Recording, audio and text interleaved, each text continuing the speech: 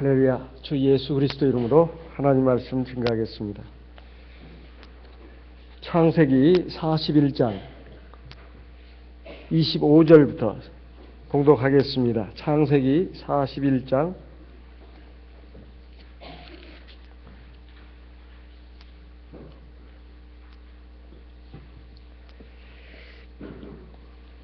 창세기 41장 25절.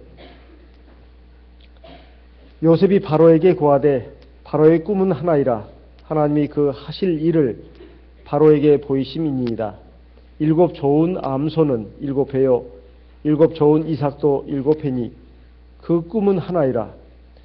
그 후에 올라온 파리하고 흉악한 7소는 7년이요 동풍에 말라 속이 빈 7 이삭도 7회 흉년이니. 28절. 내가 바로에게 고하기를 하나님이 그 하실 일로 바로에게 보이신다 함이 이것이라. 온 애굽 땅에 7회 큰 풍년이 있겠고 후에 7회 흉년이 들므로 애굽 땅에 있던 풍년을 다 잊어버리게 되고 이 땅이 기근으로 멸망되리니. 31절. 후에 든 그 흉년이 너무 심함으로 이전 풍년을 이 땅에서 기억하지 못하게 되리이다. 바로께서 꿈을 2번 겹쳐 꾸신 것은 하나님이 이 일을 정하셨습니다. 속히 행하시리니. 33절. 이제 바로께서는 명철하고 지혜 있는 사람을 택하여 애굽 땅을 치리하게 하시고 바로께서는 또 이같이 행하사 국중에 여러 관리를 두어 그 7회 풍년의 애굽 땅의 5분의 1을 거두되. 35절. 그 관리로 장차 올 풍년의 모든 곡물을 거두고 그 곡물을 바로의 손에 돌려 양식을 위하여 각 성에 적재하게 하소서. 이와 같이 그 곡물을 이 땅에 저장하여 애굽 땅에 임할 7회 흉년을 예비하시면 땅이 이 흉년을 인하여 멸망치 아니하리이다. 37절. 바로와 그 모든 신하가 이 일을 좋게 여긴지라. 바로가 그 신하들에게 이르되 이와 같이 하나님의 신이 감동한 사람을 우리가 어찌 얻을 수 있으리요 하고. 39절. 요셉에게 이르되 하나님이 이 모든 것을 네게 보이셨으니 너와 같이 명철하고 지혜 있는 자가 없도다. 너는 내 집을 치리하라. 내 백성이 다 내 명을 복종하리니 나는 너보다 높음이 보좌뿐이니라. 바로가 또 요셉에게 이르되 내가 너로 애굽 온 땅을 총리하게 하노라 하고 자기의 인장 반지를 떼어 요셉의 손에 끼우고 그에게 세마포 옷을 입히고 금사슬을 목에 걸고. 43절. 자기에게 있는 버금수레에 그를 태우매 무리가 그 앞에서 소리 지르기를 엎드리라 하더라. 바로가 그로 애굽 전국을 총리하게 하였더라. 바로가 요셉에게 이르되 나는 바로라. 애굽 온 땅에서 네 허락 없이는 수족을 놀릴 자가 없으리라 하고. 45절 같이 읽겠습니다. 그가 요셉의 이름을 사브낫 바네아라 하고 또 온 제사장 보디베라의 딸 아스낫을 그에게 주어 아내를 삼게 하니라. 요셉이 나가 애굽 온 땅을 순찰하니라. 지금 여기의 말씀은 요셉이 애굽왕 바로가 꾼 꿈을 해석하는 장면입니다. 그리고 그 꿈을 해석한 요셉에 대해서 바로 왕이 어떻게 그를 평가하고 그에게 애굽의 총리가 되게 했는가 하는 과정이 나와 있습니다. 여기에 바로가 꾼 꿈은 비단 바로의 꿈만으로 한정되는 것이 아닙니다. 이것은 바로 애굽의 모든 사람들 그리고 이스라엘 백성들의 구원을 위해서 하나님께서 특별히 애굽 왕 바로에게 꿈을 꾸게 했는데 2가지 꿈을 꾸게 했습니다. 2가지 꿈. 하나는 아주 살진 암소 7마리가 나타나가지고 풀을 뜯고 있었는데 아주 비쩍 마른 또 7 소가 나타나가지고 그것을 잡아먹은 그런 꿈이었습니다. 그리고 또 하나의 꿈은 곡식 알이 잘 맺힌 일곱 개의 이삭이 먼저 나타나고, 그리고 속이 빈 아주 말라 비틀어진 일곱 개의 이삭이 뒤에 나타나 가지고 앞에 나온 일곱 개의 알곡 그 이삭을 갖다가 집어삼킨 이런 꿈입니다. 근데 이 꿈의 내용이 두 가지라, 두 가지지만은 사실은 하나라고 지금 말씀하고 있습니다. 그러면서 바로 앞에 나온 일곱 암소라든가, 그리고 곡식이 알이 꽉 찬 일곱 개의 이삭은 일곱 해의 풍년을 상징하고, 그리고 뒤에 나온 비쩍 마른 암소라든가 또 속이 빈 말라 비틀어진 일곱 개의 이삭은 일곱 해의 흉년을 가리킨다. 그런데 아무리 일곱 해의 그 풍년이 굉장한 것이라 할지라도 그 뒤에 나오는 일곱 해의 흉년이 앞에 일곱 해의 풍년을 기억하지 못할 만큼 아주 위험하고 무서운 것이다 하는 것을 내용으로 한 그 계시가, 앞날에 대한 계시를 보여주는 그런 꿈이었습니다. 이 꿈의 내용을 갖다가 지금 여기에서 또 한 번 이렇게 반복하고 있습니다. 반복하고 그것을 해석하고 있는 이유가 뭐겠느냐 하는 겁니다. 이것은 바로 하나님이 하실 일을 정하신 것이라고 지금 요셉이 애굽왕 바로에게 말을 하고 있습니다. 같은 내용이 계속 반복되면서 같은 문장이 이어지고 있는데 32절에 보면 바로께서 꿈을 두 번 겹쳐 꾸신 것은 하나님이 이 일을 정하셨음이니 이라 속히 행하시리니 이렇게 말씀하고 있습니다. 이 꿈은 바로 오늘 우리 성도들에게도 주는 그런 의미가 있습니다. 사실 일곱 해의 풍년이라고 하는 것은 어마어마한 하나님의 크신 은총입니다. 그래서 아주 사람들이 평안하고 즐겁고 살아가는 데 있어서 아무 걱정 의심거리가 없는 그러한 아주 좋은 시절입니다.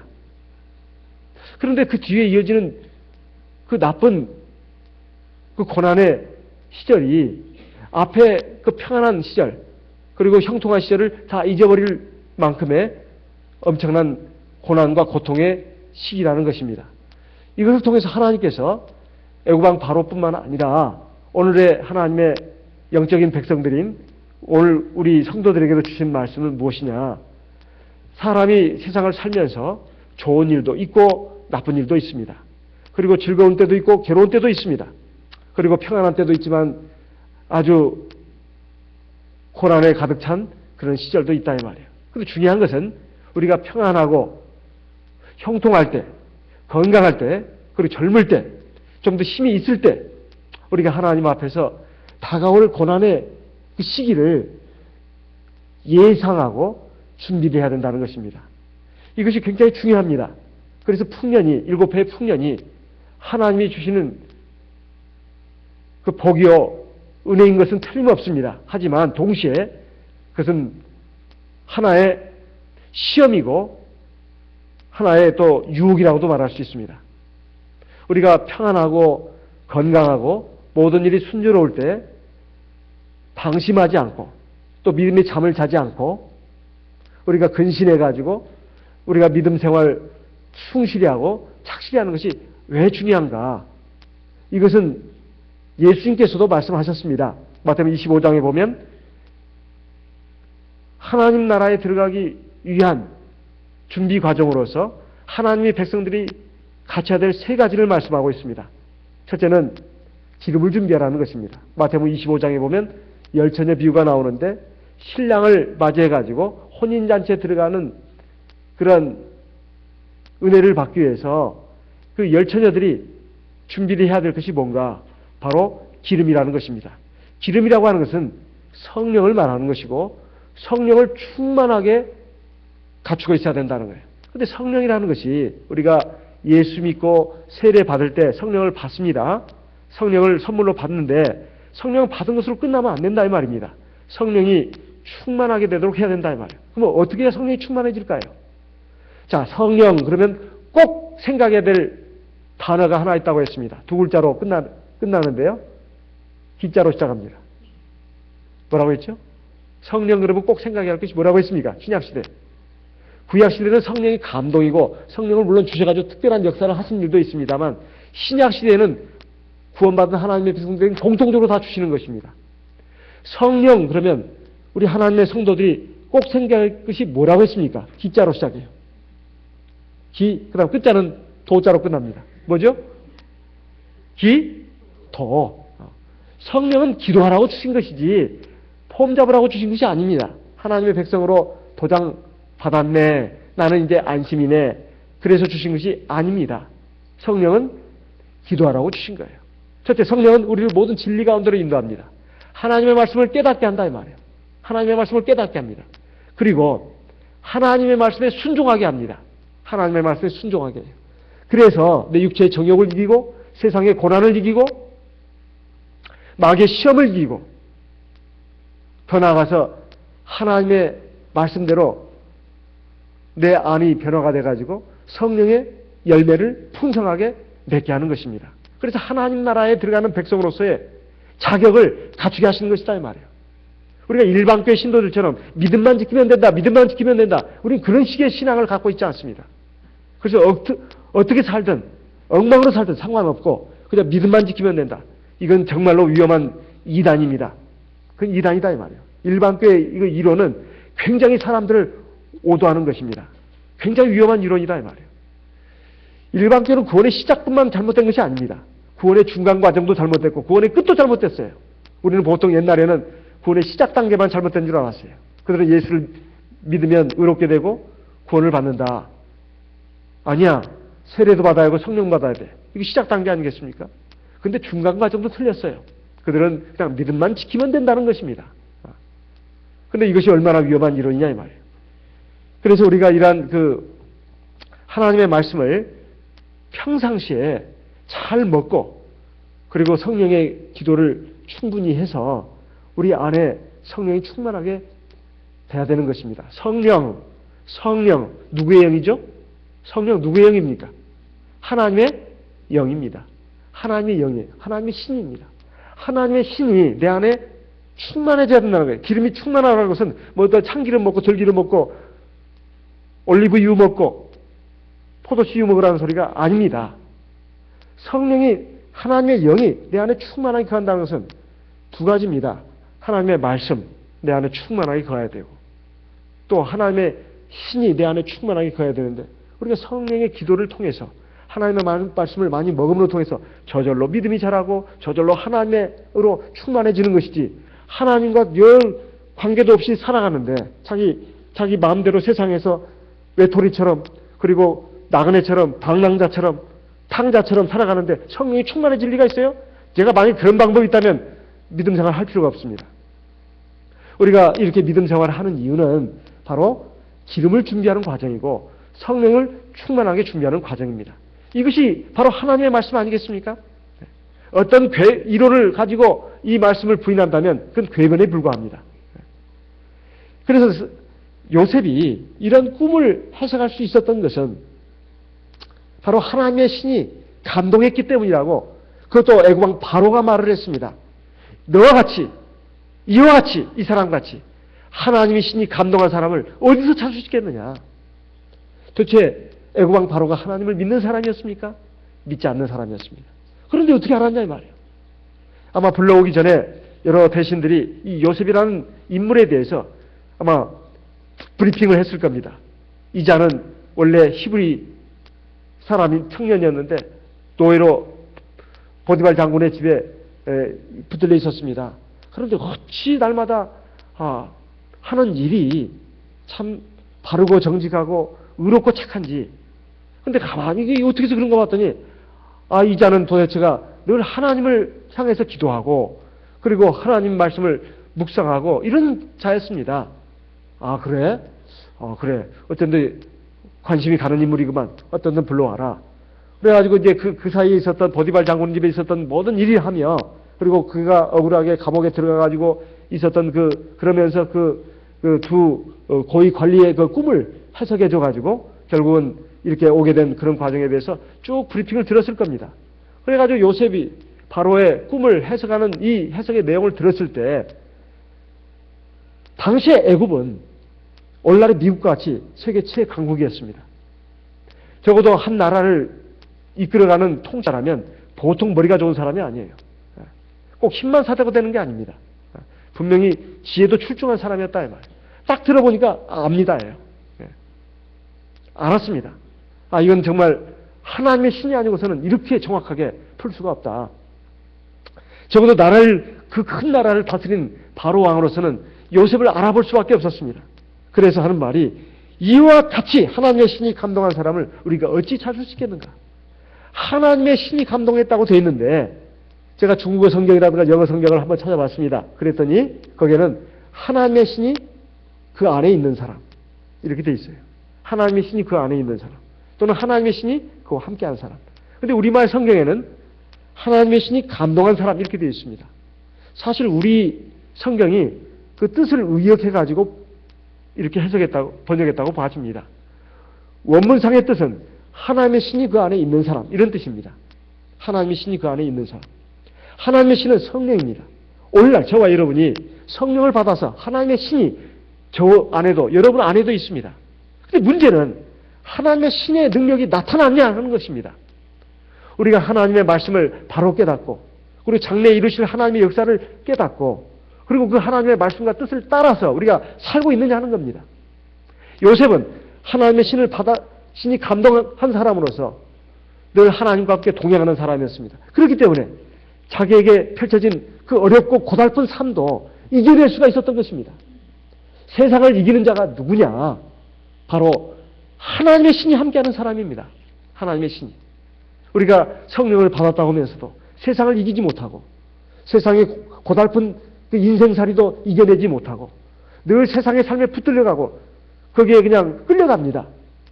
세상을 이기는 사람이 돼야 할 우리 하나님의 백성들이 왜 이렇게 됐냐 이 말입니다.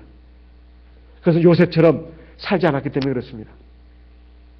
하나님을 단순히 믿기만 해서 되는 것이 아닙니다. 하나님의 성령을 의지해서 우리가 기도해야 합니다. 기도해야 합니다. 그리고 성령의 능력이 나와 함께합니다. 하나님의 성령의 능력이 함께해요. 그래서 내 육체의 정욕도 이기게 할 뿐만 아니라 우리 감정과 의지는 굉장히 약합니다. 내 나약한 감정, 의지, 생각도 하나님의 말씀에 복종하게 합니다. 그리고 내 앞에 펼쳐진 어려운 삶도 이기게 합니다. 그리고 하나님이 그 앞날의 그 여러 가지 그 장애물도 다 보게 하시고 그걸 헤쳐나갈 수 있는 지혜와 능력도 주십니다.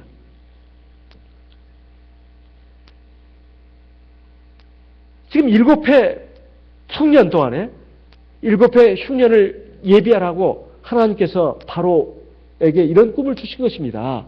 이렇게 요셉이 말을 했습니다. 이 꿈에 대해서 또 처방도 내려줬다 이 말이에요. 그 처방의 내용은 뭐냐면 33절에 있습니다. 이제 바로께서는 명철하고 지혜 있는 사람을 택하여 애굽 땅을 치리하게 하시고 34절 바로께서는 또 이같이 행하사 국중에 여러 관리를 두어 그 7해 풍년에 애굽 땅의 5분의 1을 거두되 36절 35절 그 관리로 장차올 풍년의 모든 공물을 거두고 그 공물을 바로의 손에 돌려 양식을 위하여 각성에 적재하게 하소서. 이와 같이 그 공물을 이 땅에 저장하여 애굽 땅에 이말 7해 흉년을 예비하시면 땅이 이 흉년을 인하여 멸망치 아니하리라. 굉장히 상식적인 처방입니다. 7해 풍년, 그 다음에 이어질 7해 흉년. 여기에 대해서 어떻게 할 것인가? 요셉이 처방전까지 내려준다 이 말이에요. 지혜 있고 명철한 관리를 세우십시오. 그래가지고 애굽 땅을 치리하게 하시고, 그 다음 두 번째, 7해 풍년 동안에 많은 곡식들이 나올 겁니다. 그러면 보통 옛날에는 10분의 1이 세금이었습니다. 거의 다 공통적으로 10분의 1. 이 소득의 10분의 1이 나라에다 바치는 세금이었다 이 말이에요. 그러면 10분의 1을 거두게 되면 그러니까 5분의 1이 되는 거죠. 20%를 거둔 겁니다. 이것은 굉장한 반발을 불러일으킵니다. 그래서 막 반란이 일어나고 농민전쟁이 일어나고 이거 과거에 그 중국의 명나라가 멸망한 것이라든가 그 밖에 그 각 나라들이 멸망하는 과정을 보게 되면 궁중의 타락이 있고 황실의 타락이 있고 또 그 탐관 오르들이 막 일어나가지고 막 그 세금을 많이 걷는 것입니다. 그럼 반란이 일어나게 돼 있어요. 그러면 이것이 올바른 처방이 되겠냐 이 말이에요. 됩니다. 왜냐하면 엄청난 풍년이기 때문에 10분의 1을 걷어도 괜찮아요. 이것은 굉장히 지혜로운 처방입니다. 그러니까 5분의 1을 걷어도 반란이 일어나지 않는다. 워낙 풍년이니까. 그런데 그것을 일반 백성들에게 그냥 맡겨두면, 자, 너희들 이 왕의 말을 들어라. 요셉의 말에 의하면 앞으로 7해 동안은 엄청난 풍년이 있을 거라고 했다. 그리고 그 뒤에는 엄청난 무서운 흉년이 온다고 했다. 그러니 너희들 각자 알아서 잘 저축해라. 알겠느냐? 이렇게 하면 네! 하고 따라갈 것 같습니까? 사람들이 생활이 넉넉해지면 어려운 그 날에 올 것을 예상을 못합니다. 그것이 언제까지나 갈 걸로 안다 이 말이에요. 지금 젊고 건강하고 아무 아픈 것이 없는 사람, 모든 일이 순조로운 사람은 흥청망청 살기 쉬워요. 그리고 그냥 늘어지게 막 놀고 자고 그리고 그냥 괴롭히면서 마땅히 해야 할 일을 하지도 않고 그리고 뭔가 의미 있고 값어치 있는 일, 거룩한 일은 관심이 없다 이 말이에요. 그저 먹고 마시고 즐기고 노는 일에만 관심이 미치게 돼 있어요. 사람이 어려움을 오고 모든 것이 풍족하면 그러기 딱 십상입니다. 조심해야 된다 이 말이에요. 조심해야 합니다. 그래서 이것에 대해서 백성들에게 맡기면 안 된다는 것입니다. 나라에서 그를 거둬야 된다는 거예요. 그래서 창고에다가 많이 쟁여놔야 된다는 것입니다. 이것은 요셉이 하나님이 주신 지혜에 의해서 그런 처방을 내린 것이라고 봐야 됩니다. 물론 하나님이 밤의 꿈으로 요셉에게 네가 애굽왕 바로를 만날 것인데 이렇게 저렇게 얘기해라 이렇게 지시를 받았을 수도 있습니다. 하지만 하나님이 처음부터 끝까지 모든 것을 다 일일이 말로 해주는 게 아닙니다. 아예 지혜와 총명을 주신다 이 말이에요. 지혜와 총명을 아예 주십니다. 그래서 올바른 판단력, 지혜를 주신다 이 말이에요. 우리가 우리 교회 안에서도 이렇게 성도들을 쭉 보게 되면 참 믿음 생활 잘하고 겸손하고 순수하게 하는 사람들은 확실히 지혜가 있어요. 진짜 옳고 그런 것을 판단하는 안목이 있습니다. 그리고 모든 일을 이렇게 선과 후를 잘 그리고 상하 좌우 관계를 입체적으로 잘 종합해가지고 바라볼 수 있는 종합적인 안목도 주신다 이 말이에요. 이것은 인생을 오래 사느냐, 학교에 가방끈이 기냐 이건 관계가 없습니다. 학교 가방끈이 아무리 길면 뭐합니까? 또 오래 살면 뭐하냐 이 말이에요. 오래 산다고 해서 틀렸다는 것이 아닙니다. 오래 살아도 그냥 세월에 점만 찍은 사람도 많습니다. 치매 걸린다는 것이 다른 것이 아닙니다. 사실 치매 안 걸렸어도 나이가 들어서도 막 먹고 마시고 자는 것밖에 모르는 사람들 많아요. 그냥 정욕에 의해서 살아가는 사람도 많습니다.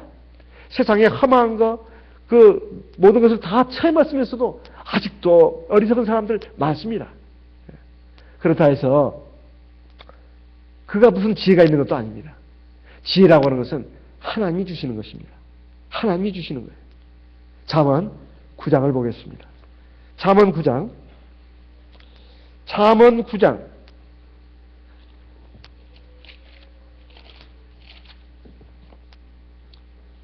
10절 말씀 같이 읽어보겠습니다.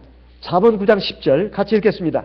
여호와를 경외하는 것이 지혜의 근본이요 거룩하신 자를 아는 것이 명철이니라. 여기에 잠언 9장 10절을 보니까 여호와를 경외하는 것이 지혜의 근본이고 거룩하신 자를 아는 것이 명철이라 이렇게 되어 있습니다. 시편 111편 10절에는 이 말씀을 어떻게 또 풀고 있는지 한번 보도록 하겠습니다. 시편 111편 10절 말씀 같이 읽어보겠습니다. 시편 111편 10절 같이 읽겠습니다.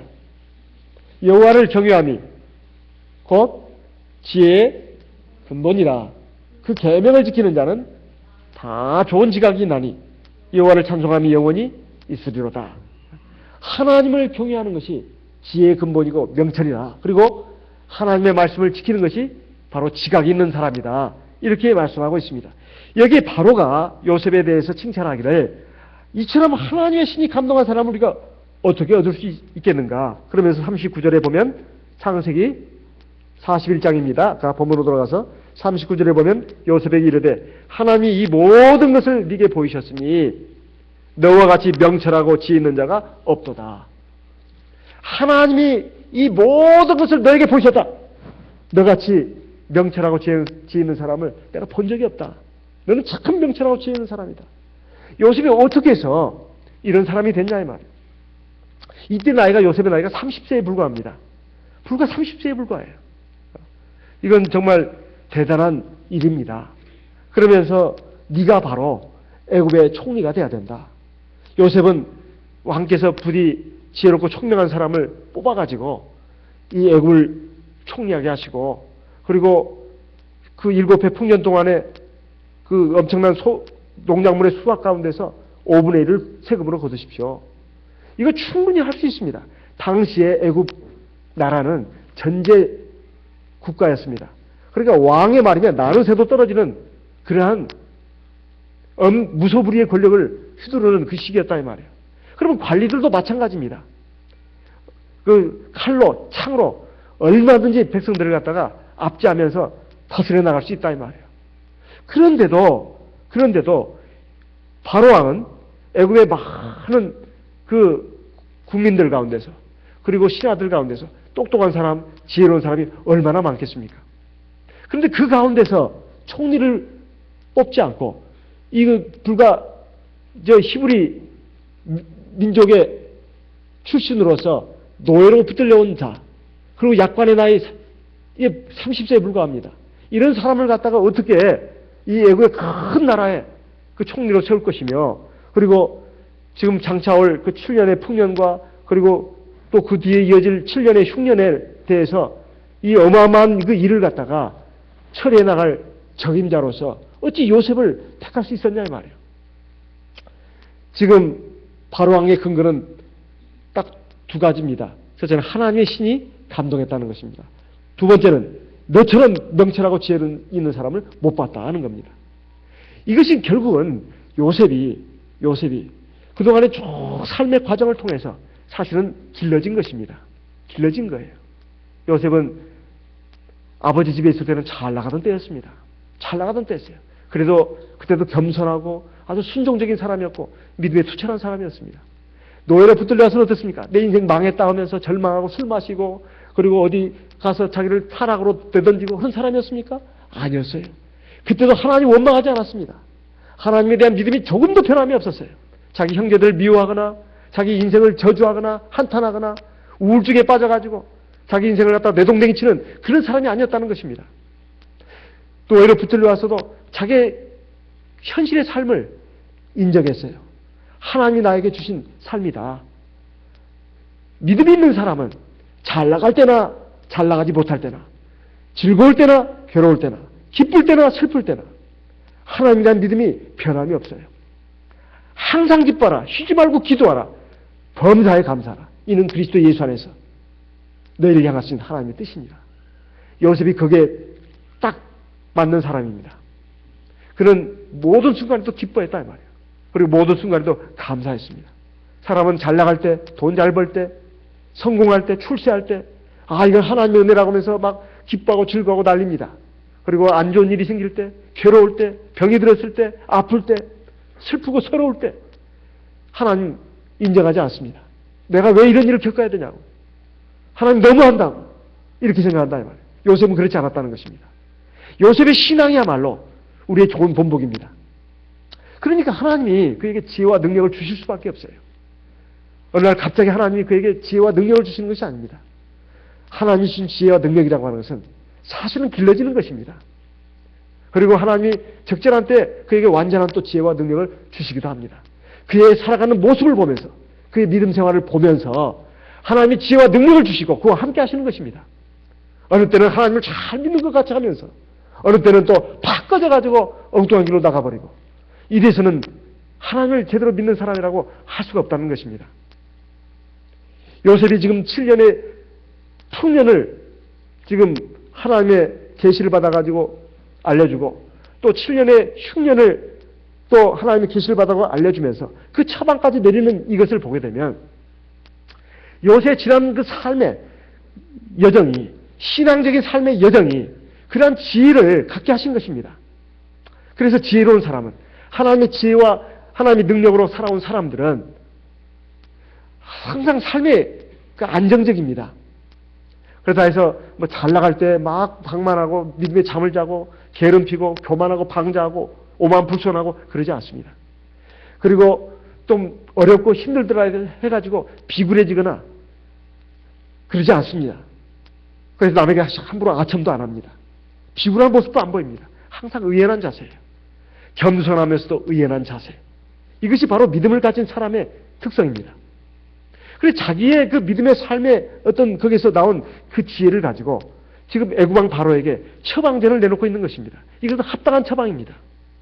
그리고 이것을 해나갈 수 있는 사람은 바로 왕의 입장에서 봤을 때 애국의 많은 그 뛰어난 그런 학자들, 지식인들, 그리고 놀라운 그 총명한 인재들이 아니라 바로 이 요셉이다. 사람이 알기는 알아도 실행은 어렵다는 말이 있습니다. 안다고 해서 다 실행하는 것이 아닙니다. 이 분명히 올바른 처방전까지 내려줬는데도 불구하고 왜 애국왕 바로가 자기 나라에 있는 그 무수한 좋은 그 인재들을 다 물리치고 이 요셉에게 그런 처방전을 내렸냐 이 말이에요. 안다고 되는 것이 아니다 이 말이에요. 문제는 아는 것도 쉽지 않습니다. 하지만 알고 나서도 그 아는 것대로 행한다고 하는 것은 이건 믿음이 있어야 합니다. 믿음이 있어야 돼요. 그리고 하나님의 신의 감동이 돼야 됩니다.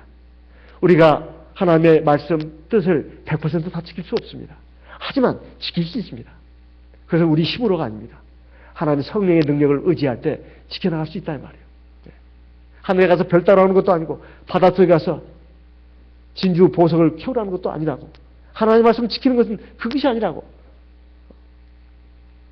하나님의 말씀에 기록되어 있지 않습니까? 우리가 이 요셉을 통해서 알 수 있는 것이 바로 그것입니다. 우리가 하나님의 성령에 충만하고 하나님의 신에 붙들리는 사람이 되는 것이 굉장히 중요합니다. 근데 이것은 그냥 말로 이론으로 되는 것이 아닙니다. 바로 성령으로 기도해야 됩니다.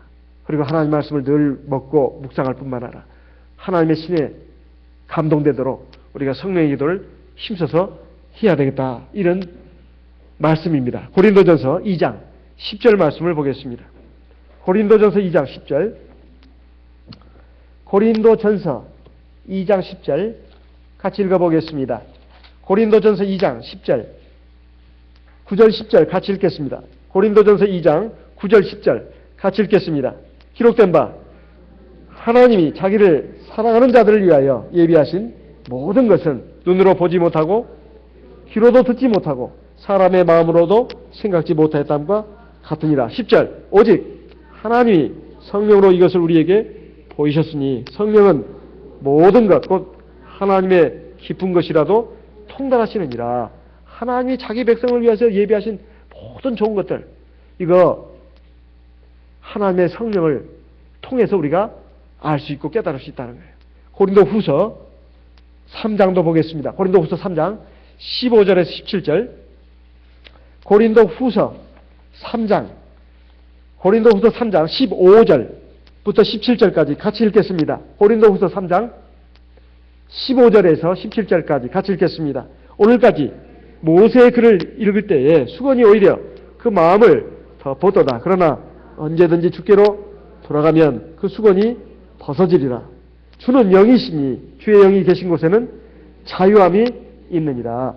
모세의 글을, 이것은 성경 말씀을 말합니다. 구약성경.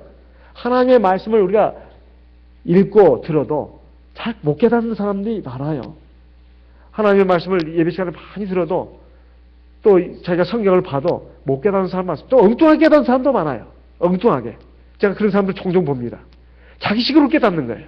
자기식으로. 그래서 아주 빗나갑니다. 빗나가요. 그런 사람들 보면 불쌍하다는 생각이 들어요. 불쌍하다. 그 왜 그런가? 수건이 가려졌기 때문에. 수건이 가려졌기 때문에. 그것은 자기 교만한 마음, 어리석은 마음, 고집, 아집, 편견, 이런 것들로 막 가려져 있어요. 욕심, 어리석은 인간의 생각, 세상적인 생각, 세상 철학자, 세상 신학자의 생각으로 쫙 가려져 있는 거예요. 그러니까 하나님 말씀 잘 못 깨달아요. 하나님 역사도 잘 못 봅니다. 그런데 그것을 벗겨지게 하는 것이 뭐냐? 주의 영입니다. 주의 영, 두 글자로. 뭐라고 할까요? 주의 영을 두 글자로. 성자로 시작하고 끝자로 명자로 끝나는데. 성령이에요. 성령. 성령이 바로 우리 안에서 우리 까막눈을 갖다가 밝게 띄워줍니다. 그리고 마음에 있는 여러 가지 어리석은 생각, 교만한 생각, 그리고 욕심으로 막 삐뚤어지게 나가는 그런 생각들을 갖다가 싹 바로잡아 준다 이 말이에요. 그래서 우리가 하나님 앞에서 우리가 하나님 나라에 들어가기에 꼭 필요한 것이 뭐냐? 바로 성령으로 기도하는 것이 꼭 필요합니다. 유다서 1장 계시록 앞에 유다서 1장 20절 같이 읽겠습니다. 유다서 1장 20절 같이 읽겠습니다. 21절까지 유다서 1장 20절 21절 같이 읽겠습니다. 사랑하는 자들아 너희는 너희의 지극히 거룩한 믿음 위에 자기를 건축하며 성령으로 기도하며 하나님의 사랑 안에서 자기를 지키며 영생에 이르도록 우리 주 예수 그리스도의 긍휼을 기다리라. 여기에 말씀을 보게 되면 너희의 지극히 거룩한 믿음에 자기를 건축해라. 에베소 2장에 보면 사도들의 교훈과 선자들과 사도들의 교훈으로 그 건축이 이루어진다고 되어 있습니다. 성령 안에서 예수 그리스도가 믿음의 토대고 반석이고 그리고 사도들과 선자들의 교훈, 즉 하나님의 말씀으로 하나님의 성전으로 건축을 해나가는 그 과정을 말하고 있습니다. 그렇게 해서 하나님이 거하실 처소로 지어져 간다. 에베소 2장 마지막 절에 그렇게 나와 있습니다. 그러면 성령으로 기도하는 것은 바로 하나님의 말씀으로 하나님의 성전이 돼가기 위해서 지금 각 개인이 지어져 가는 데 있어서 굉장히 중요한 아주 가장 엄청난 동력입니다. 우리가 말씀만 듣기만 하고 읽기만 하고 기도는 안 하면 안 됩니다. 또 기도만 해서도 안 돼요. 기도를 하고 말씀을 듣지도 않고 기도만 하면 된다. 그것도 안 되는 겁니다. 하나님의 말씀을 늘 읽고 그리고 시간을 정해서 먹어야 합니다. 먹어야 돼요. 그래서 이 예배에 참석하는 것이 굉장히 중요합니다. 굉장히 중요해요. 우리가 개인적으로 성경을 봐도 그냥 지나가는 말씀들이 굉장히 많아요. 굉장히 많습니다. 그런데 예배 시간에 딱 말씀을 듣고 배우면 자기가 읽었던 말씀들이 다다다닥 깨달아지는 거예요. 여기 단에서는 1에서 3까지 가르쳤는데 말씀 듣는 가운데 4에서 7, 8까지 깨닫는 경우도 얼마나 많은지 모릅니다. 그래서 하나님의 종을 세우신 이유가 그겁니다. 예배에 참석하는 것은 우리 신앙생활의 기본입니다. 기본이에요. 이것을 부인할 사람이 없습니다. 히브리서 10장을 보겠습니다. 히브리서 10장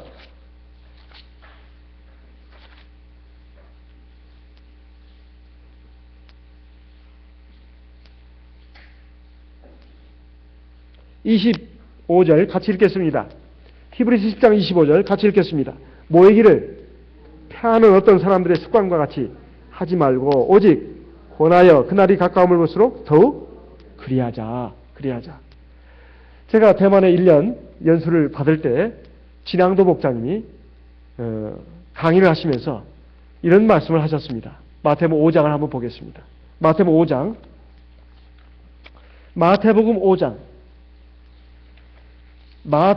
5장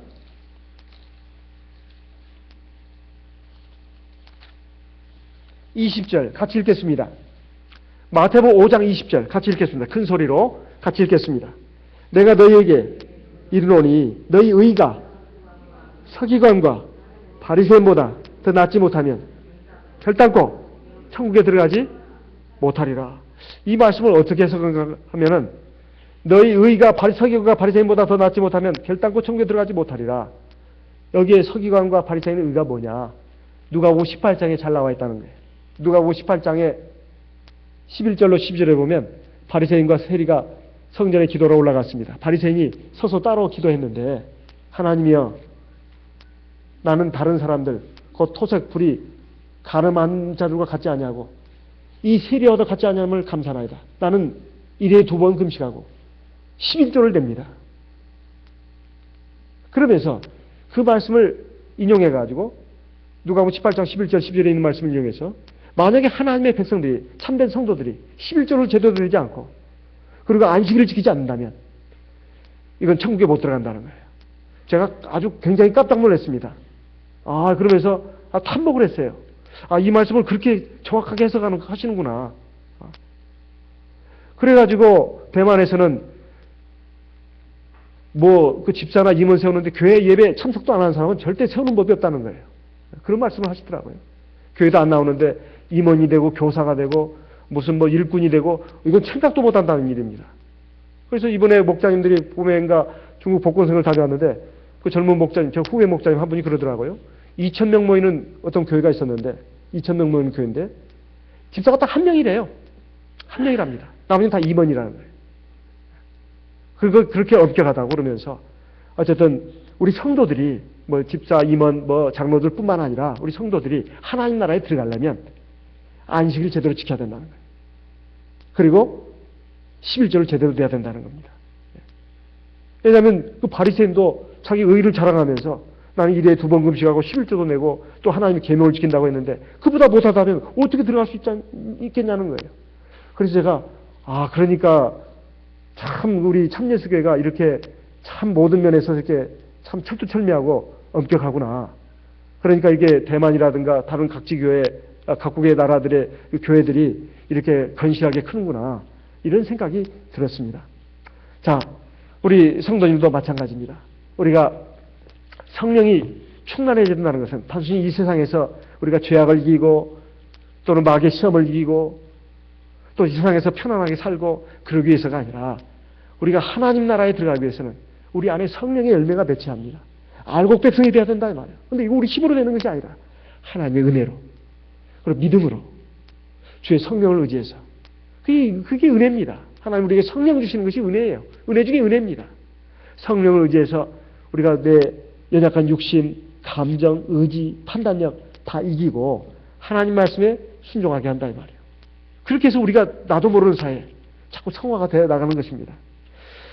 이런 말씀들이 바로 이 요셉의 이야기를 통해서 우리에게도 보여주고 있습니다.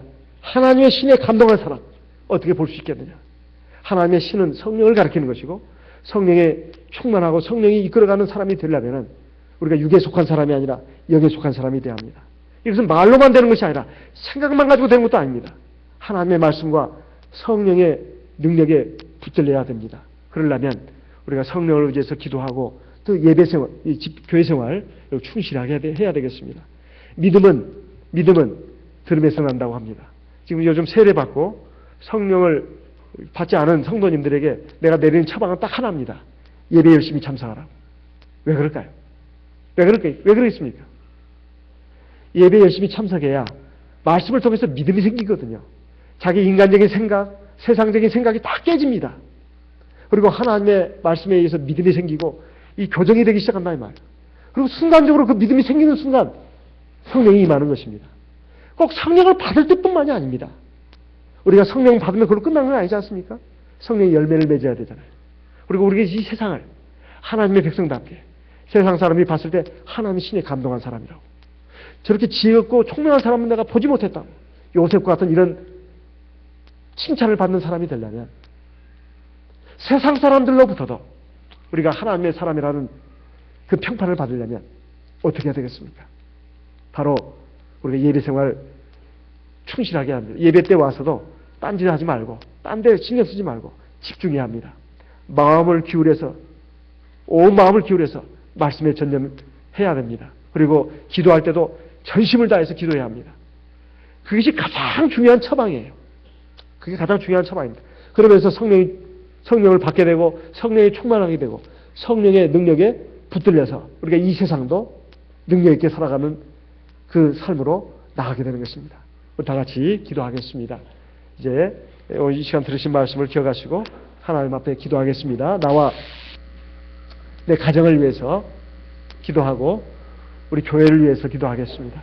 하나님의 성령이 우리 부족한 저희들을 붙들어서 하나님의 말씀과 뜻대로 살아갈 수 있도록 우리에게 성령의 충만함을 주시옵소서. 그리고 기도하는 사람, 성령을 의지해서 기도하는 사람이 되게 인도하여 주시옵소서. 우리 다 같이 하나님 앞에 기도하겠습니다.